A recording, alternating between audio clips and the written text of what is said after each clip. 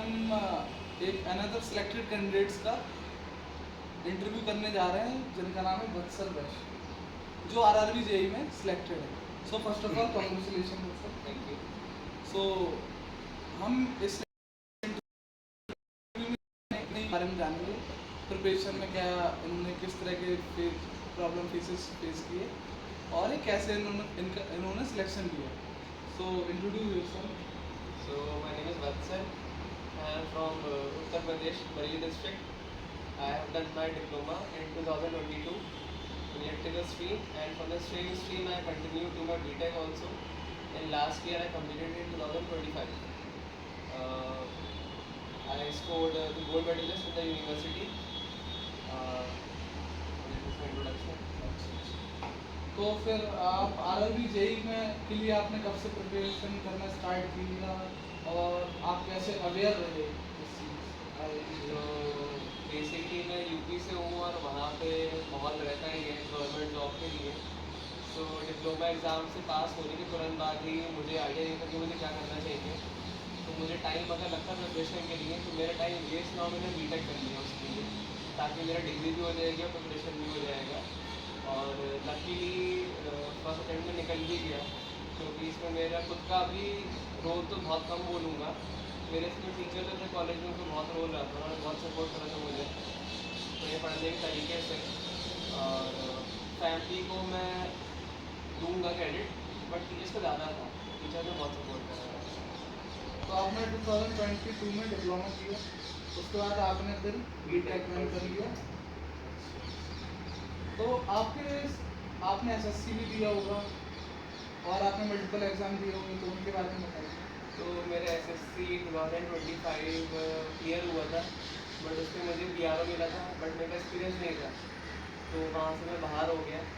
उससे पहले मैं एचपीसीएल में जॉब करता था, वहाँ मैंने 4 to 5 मंथ्स काम करा, बट वर्क लाइफ बैलेंस नहीं था।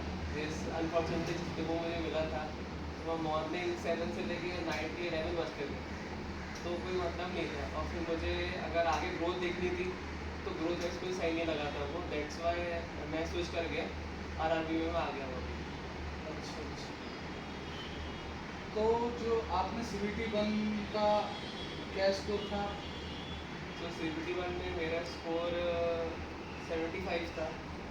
अच्छा, आपने नॉन टेक के लिए कैसे प्रिपेयर किया अपने आप को? आप तो टेक्निकल से आपने डिप्लोमा किया, फिर उसके बाद आपने बीटेक किया, तो आप तो पूरे टेक्निकल पढ़ते रहे हमेशा, तो आपने फिर नॉन टेक के लिए अपने आप को कैसे तैयार किया? तो नॉन टेक मेरा बहुत ज़्यादा अच्छा नहीं है, काफ़ी बुरा ही है। टेक्निकल मेरा स्ट्रॉन्ग है, बट नॉन टेक में कवर अप करने के लिए मैंने मैथ्स और रीजनिंग पे फोकस करा था। जीके में हार्डली मेरा 3 या 4 मार्क्स से आते थे हमेशा, और वो इतनी ही रही है मेरे, अभी तक भी इतनी ही है। तो मैंने टेक्निकल पे ज़्यादा ध्यान दिया, वहाँ पे मैक्सिमम स्कोर करता था, ताकि कंपनसेशन हो जाए कि जीके में मार्क्स अगर नहीं आ रहा टेक्निकल में आ रहा है उसके बाद।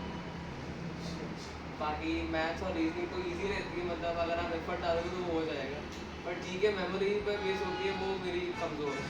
तो आप कुछ रिकमेंड करना चाहेंगे कुछ बुक्स? और साइंस के लिए आपने फिर क्या किया? साइंस के लिए तो बुक आती है ना, कोई सी भी उठा लीजिए आप, बेसिक साइंस ही आती है, बहुत हाई फाई नहीं आती है। आपने क्या पढ़ी? 7, 8, 9, 10 के एनसीईआरटी उठा लीजिए आप, मिल जाएगी जूनियर से आपके, उसी से पढ़ लीजिए, काम हो जाएगा आपका, बहुत हाई फाई साइंस नहीं आती। और हिस्ट्री, ज्योग्राफी, पॉलिटी? हाँ, तो यहाँ मेरी वीक थी और ये सब पूरा छोड़ के गया था, मुझे आती नहीं, मुझे अभी तक नहीं आती है। रीजनिंग एंड एप्टीट्यूड के लिए? रीजनिंग के लिए तो आप कोई से भी 30 क्वेश्चन डेली के लगा लेंगे, आप अपने आप स्ट्रॉन्ग हो जाएगी रीजनिंग की। नहीं, अगर जैसे कोई जीरो से स्टार्ट करना चाहता है अगर मुझे एक वीडियो और उसे नहीं पता है कि हम कहाँ से जाएँ, कहाँ से रीजनिंग पढ़ें, तो आप क्या क्या रिकमेंड करेंगे? तो रीजनिंग से अभी देखिए इंटरनेट सबके पास ही है, सबके पास फ़ोन ही है, आप गूगल पे डालेंगे, यूट्यूब पे डालेंगे, कोई क्लासेस देख लेंगे, पर्टिकुलर सीरीज़, एक क्लास अगर आप रोज़ की लेंगे ना, आपको रीजनिंग बहुत हो जाएगी उससे, क्योंकि रीजनिंग बहुत हार्ड कंसेप्ट से बेस्ड नहीं होती है, और रीजनिंग सभी का स्ट्रॉन्ग पॉइंट होता है, सभी का। अगर आपको लग रहा हो कि आपके 50 में से 47 मार्क्स आ रहे हैं तो कोई बड़ी बात नहीं, सभी के आते हैं। एप्टीट्यूड के लिए आप मैथ्स?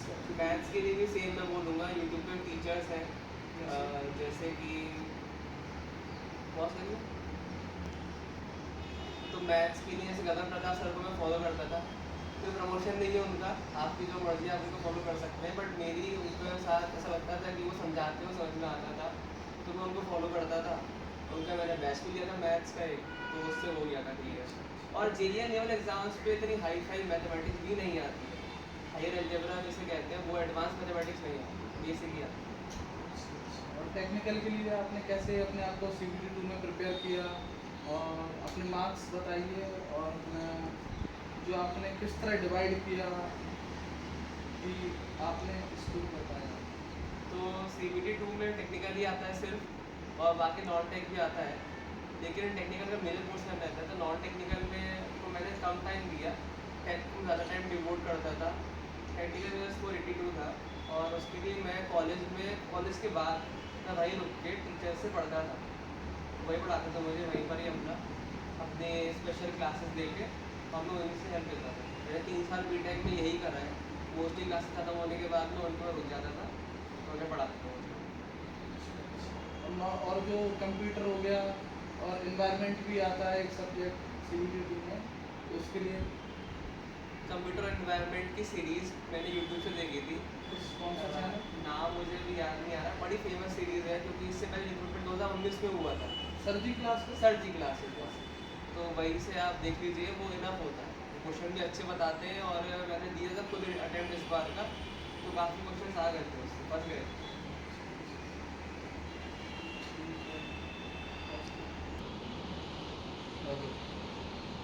फैमिली की तरफ से आपकी फैमिली की तरफ से कैसा सिलेक्शन के बाद और सिलेक्शन पहले क्या प्रतिक्रियाएं रही? सो सिलेक्शन से पहले तक काफ़ी प्रेशर में रहता था मैं, क्योंकि मेरी फैमिली से मोस्टली लोग बहुत हाई फाई जगह निकले हुए हैं, प्राइवेट में भी और गवर्नमेंट में भी, तो मुझसे प्रेशर रहता था कि वो यहाँ पहुँचे, तुम जहाँ पहुँचे हो। और अगर खुद के आपकी फैमिली की बात बोलते हो, तो आप खुद ही डिप्रेस फील करते हो कि आपकी फैमिली सपोर्ट नहीं करे, तो आप क्या कर पाओगे। तो इसलिए मैं मोस्टली टाइम कॉलेज में बिताता था। घर मतलब कि ऐसा था कि खाना खाने और आके सो जाओ, तो आप कम ही बोलो उन लोगों से, आपको डिप्रेस करते हैं। तो तभी मैंने बोला कि मेरे टीचर से ज़्यादा रोल था इस चीज़ में, मेरी सक्सेस में। वो मुझे मोटिवेट करते थे कि कोई बात नहीं, हम तुम्हें पढ़ाएंगे, अच्छा बना देंगे, ऐसे करके। सो फैमिली अगर डिप्रेस करती है या फिर डिमोटिवेट कर रही है, तो उसको तो आप कुछ चेंज नहीं कर सकते आप, बट आप उनको समझा ही सकते हो, और नहीं समझ रहे हैं तो फिर आप थोड़ा बच जाओ उनसे, क्योंकि फैमिली तो फैमिली रहेगी ना, ऑफकोर्स आप चेंज थोड़ी कर दोगे।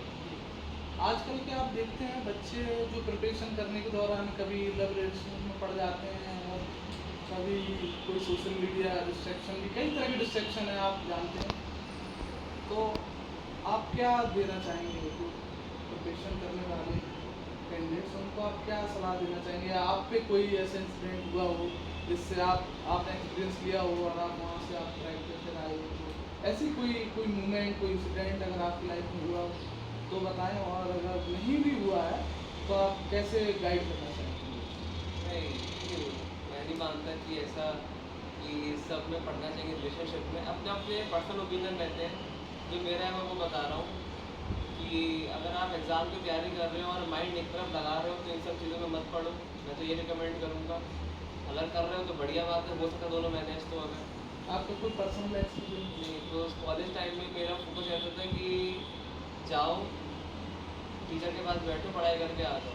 इनफैक्ट कॉलेज टाइम में मेरे फोटोज आप देखोगे तो पहचान भी नहीं पाओगे, मैं मोस्टली वहाँ पे बाल्ट रहता था, मतलब गंजा ही रहता था, ताकि इन सब चक्कर में पढ़ूँ ना। और अभी तो मेरी बीएड भी है, तब मैं बीएड भी रहने नहीं रहती थी मेरी, बड़ा सिंपल सा रहता था। और फिर सीधी बात है, लुक्स होंगे तो अट्रैक्शन होगा, नहीं होगा तो अट्रैक्शन भी नहीं होगा। चलिए अब हम इंटरव्यू के एंड में आ चुके हैं, तो अब जो भावी प्रतिभा है, जो कैंडिडेट्स हैं, आप उनके लिए क्या मैसेज देना चाहेंगे? तो मैं तो यही बोलूँगा कि आपका बैकग्राउंड जो भी हो सकता है कि आपने मुझसे ज़्यादा स्ट्रगल करा हो या मुझसे कम करा हो, उससे फ़र्क नहीं पड़ता है। एट द एंड सब लोग रिजल्ट देखते हैं, और आप मेहनत करो, डिस्ट्रैक्शन में जितना कम हो सके उतना बचो। आप इंस्टाग्राम चला रहे हो या स्नैपचैट चला रहे हो या व्हाट्सएप, फेसबुक, जो भी आपके पास है, वो खुद को देखना होगा कि आप कितना मैनेज कर पा रहे हो। अगर आप सक्सेसफुल नहीं हो पाओगे, एट द एंड आपको कोई पूछने वाला नहीं है। ये हार्ड ट्रूथ है, हार्श ट्रूथ है कि दुनिया उसी को पूछती है जिसके पास कुछ हो, आपको कुछ नहीं पूछने वाला आपको। तो पर्सनल मेरा यही रहेगा, बाकी आपका खुद का बैलेंस आप जानते हो अपने बारे में अच्छा, कैसे मैनेज कर सकते हो खुद को। Thank you. Thank you sir.